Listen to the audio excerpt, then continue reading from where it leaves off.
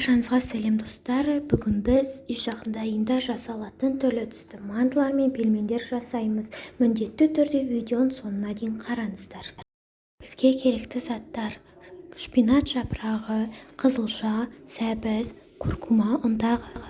Шпинат жапырағын, қызылшаны, сәбізді соковыжималкадан өткізіп, суын аламыз. Бір ас қасық куркуманы суға араластырамыз.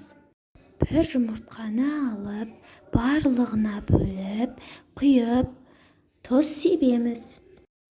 Әр қайсысына ұн салып, араластырып, қамыр илейміз. Қамырларымызды 10-15 минутқа қойып қоямыз.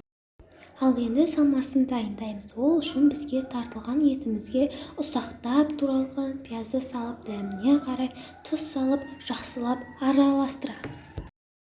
15 минут тұрған қамырымызды алып, жұқа қылып жайып аламыз. Жайған қамырымызды дәл видеодағыдай етіп кесіп аламыз.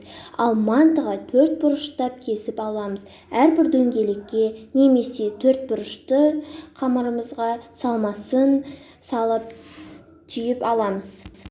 Міне бізде осындай болып шықты. Міндетті түрде осылай ыдыстың үстіне ұн сеуіп, содан кейін барып пельмендеріңізді салыңыздар, әйтпесе жабысып қалуы мүмкін.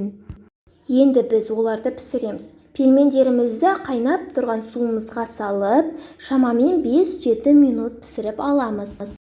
Мінекей біздің манты мен пельмендеріміз дайын болды. Астарыңыз дәмді болсын. Видеоның соңына дейін қарағандарыңызға рахмет.